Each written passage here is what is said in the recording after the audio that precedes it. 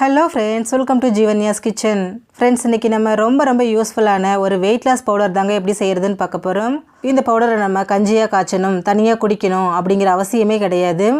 நார்மலாக நம்ம யூஸ் பண்ணக்கூடிய தோசை மாவில் இந்த பவுடரை கலந்துட்டு தோசையாக செஞ்சு சாப்பிட்டுட்டு வாங்க.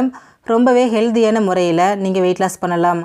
இது எப்படி செய்கிறதுங்கிறத பார்க்குறதுக்கு முன்னாடி நம்ம சேனல் ஜீவன்யாஸ் கிச்சனை மறக்காமல் சப்ஸ்கிரைப் பண்ணி பக்கத்தில் இருக்க பெல் சிம்பிளையும் கிளிக் பண்ணிக்கோங்க.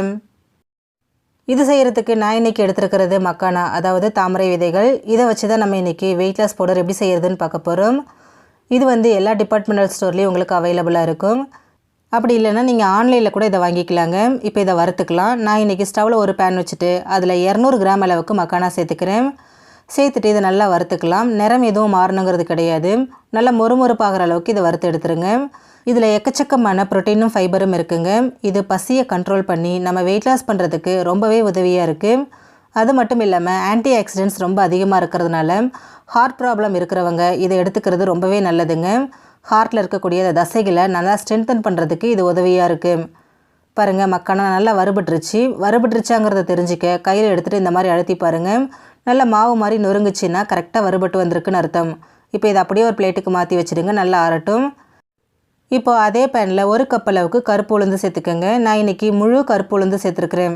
நீங்கள் இதுக்கு பதிலாக உடச்ச கருப்பு உளுந்து கூட சேர்த்துக்கலாம். ஆனால் முடிஞ்ச வரைக்கும் கருப்பு உளுந்தே சேர்த்துக்கோங்க. சேர்த்துட்டு இதை நல்லா வறுத்து எடுத்துருங்க. இது வறுபட்டுருச்சா அப்படிங்கிறது நமக்கு தெரியாதுங்க. அதனால் உளுந்து எல்லாமே நல்லா பளபளன்னு ஷைனிங்காக மாறும். அது வரைக்கும் இதை வறுத்திங்கன்னா சரியாக இருக்கும். பாருங்கள், உளுந்து எல்லாமே நல்லா வறுபட்டு நல்லா ஷைனிங்காக பளபளன்னு வந்திருக்கு இல்லைங்களா? இந்த அளவுக்கு வறுபட்டதும் இதை அப்படியே எடுத்து நம்ம ஏற்கனவே வறுத்து வச்சுருக்குறோம் இல்லைங்களா மக்கானா, அது கூடவே சேர்த்து வச்சுருங்க, நல்லா ஆறி வரட்டும். இப்போது அதே பேனில் 1 கப் அளவுக்கு மசூர் தால் சேர்த்துக்கோங்க. சேர்த்துட்டு இது நல்லா செவக்கிற அளவுக்கு வறுத்துக்கோங்க.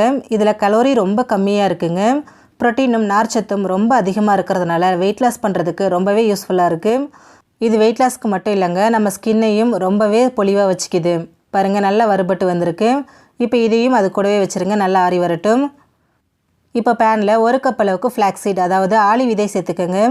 சேர்த்துட்டு இது நல்லா படப்படன்னு பொரிஞ்சு வரும், அது வரைக்கும் இதை நல்லா வறுத்து எடுத்துருங்க. ஆளி விதையில் பார்த்தீங்கன்னா ப்ரோட்டீன் ரொம்ப அதிகமாக இருக்குது, நார்ச்சத்தும் அதிகமாக இருக்குங்க.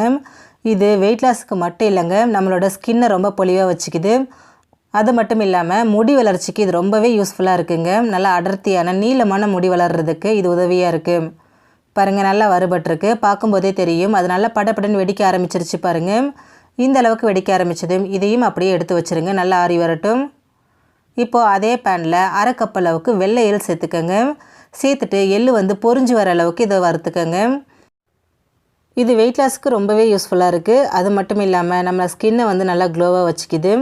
ஹேர் க்ரோத்துக்கும் ரொம்ப யூஸ்ஃபுல்லாக இருக்குங்க. பாருங்கள், எள் நல்லா படப்படன்னு வெடிக்க ஆரம்பிச்சிருச்சு. இப்போ இதையும் அப்படியே எடுத்து வச்சுருங்க, ஒரு பக்கமாக இருக்கட்டும். இப்போ அதே பேனில் 1/2 கப் அளவுக்கு பூண்டு நல்லா காய வச்சு எடுத்து வச்சுருக்கிறேன், அதை சேர்த்துக்கிறேன். சேர்த்துட்டு இந்த பூண்டு நல்லா செவந்து வரணும். அது வரைக்கும் ஸ்டவ் லோ ஃப்ளேமில் வச்சுட்டு இதை நல்லா வறுத்துக்கோங்க. பாருங்கள், பூண்டு நல்லா வறுபட்டு செவந்து வந்திருக்கு. இதையும் எடுத்து வச்சிடலாம். இப்போ அதே பேனில் 1 டேபிள் ஸ்பூன் மிளகு, 1 டேபிள் ஸ்பூன் சீரகம் சேர்த்துக்கோங்க. சேர்த்துட்டு மிளகு சீரகம் கருகாத அளவுக்கு இதை நல்லா வறுத்து எடுத்துருங்க. பாருங்கள், மிளகு சீரகம் ரெண்டுமே நல்லா வறுபட்டு வந்திருக்கு. இதையும் நம்ம அப்படியே எடுத்து வச்சுருவோம், இருக்கட்டும். இப்போ அதே பேனில் நல்லா 1 கையளவுக்கு கருவேப்பிலை, 2 கைப்பிடி அளவுக்கு முருங்கைக்கீரை சேர்த்துக்கிறேன். சேர்த்துட்டு இது நல்லா மொறுமொறுப்பாகிற அளவுக்கு வறுத்து எடுத்துருங்க. முருங்கைக்கீரை கருவேப்பிலையை பற்றி நான் சொல்லவே வேண்டாங்க. முருங்கைக்கீரை வெயிட் லாஸ் பண்ணுறதுக்கு ரொம்ப உதவியாக இருக்குது.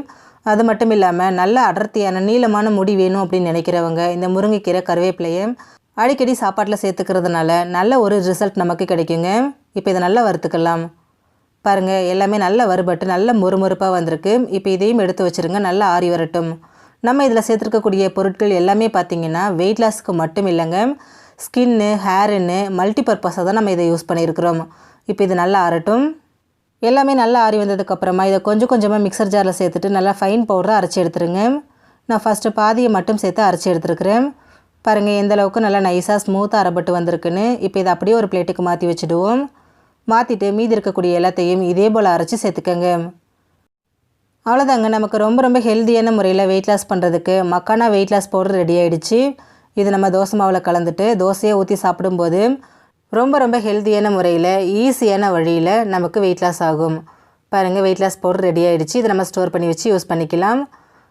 இப்போ தோசை செய்கிறதுக்கு நார்மலாக நம்ம வீட்டில் வச்சுருப்போம் இல்லையா தோசை மாவு, அதிலேருந்து 2 கப் அளவுக்கு தோசை மாவு எடுத்துக்கோங்க. இதில் 2 டேபிள் ஸ்பூன் அளவுக்கு நம்ம ரெடி பண்ணி வச்சுருக்கக்கூடிய மக்கானா வெயிட் லாஸ் பவுடரை சேர்த்துருங்க. சேர்த்துட்டு இது எல்லாத்தையும் கட்டிகள் இல்லாமல் நல்லா இந்த மாதிரி கலந்து விட்டுருங்க. தோசை சாப்பிட்றதுக்கு டிஃப்ரெண்ட்டாலாம் இருக்காதுங்க, ரொம்பவே டேஸ்டியாக இருக்கும். குழந்தைங்கலேருந்து எல்லாருமே விரும்பி சாப்பிடுவாங்க. அந்தளவுக்கு ரொம்ப டேஸ்டியான ஒரு ரெசிபியாக தான் இருக்கும். பாருங்கள், நல்லா மிக்ஸ் பண்ணியாச்சு. இப்போ இது நம்ம நார்மலாக தோசை ஊற்றுவோம் இல்லைங்களா, அதே மாதிரி மாவை சேர்த்துட்டு உங்களால் எந்த அளவுக்கு மெல்லிஸாக ஸ்ப்ரெட் பண்ண முடியுமோ அந்தளவுக்கு மெல்லிஸாக ஸ்ப்ரெட் பண்ணிக்கோங்க. ஸ்ப்ரெட் பண்ண ரொம்பவே ஈஸியாக வரும். தோசை ஊற்றுனதுக்கப்புறமா இதில் கொஞ்சமாக எண்ணெய் சேர்த்துட்டு இதை மீடியம் ஃப்ளேம்லேயே வச்சுட்டு நல்லா வேக விடுங்க. ஒரு பக்கம் வெந்து நிறம் மாறினதுக்கப்புறமா இதை நம்ம இன்னொரு பக்கத்துக்கு திருப்பி போட்டுடலாம். திருப்பி போட்டுட்டு 2 பக்கமும் இதை நல்லா வேக விட்டு எடுத்தீங்க அப்படின்னா வெயிட் லாஸ் தோசை நமக்கு ரெடி ஆகிடுச்சு. ஃப்ரெண்ட்ஸ், நீங்களும் இந்த ரெசிபியை ட்ரை பண்ணி பாருங்கள். எல்லாருக்குமே ரொம்ப யூஸ்ஃபுல்லாகவும் ரொம்ப பிடிச்சமானதாகவும் இருக்கும். ஃப்ரெண்ட்ஸ், இந்த வீடியோ உங்களுக்கு பிடிச்சிருந்துச்சுன்னா லைக் பண்ணுங்கள். உங்கள் ஃப்ரெண்ட்ஸ் அண்ட் ஃபேமிலி மெம்பர்ஸோடு ஷேர் பண்ணுங்கள். நம்ம சேனல் ஜீவன்யாஸ் கிச்சனை சப்ஸ்கிரைப் பண்ணி பக்கத்தில் இருக்க பெல் சிம்பிளையும் கிளிக் பண்ணிக்கோங்க. அப்போ தான் நான் போடுற வீடியோஸோட நோட்டிஃபிகேஷன்ஸ் உடனுக்குடனே உங்களுக்கு வரும். தேங்க்யூ.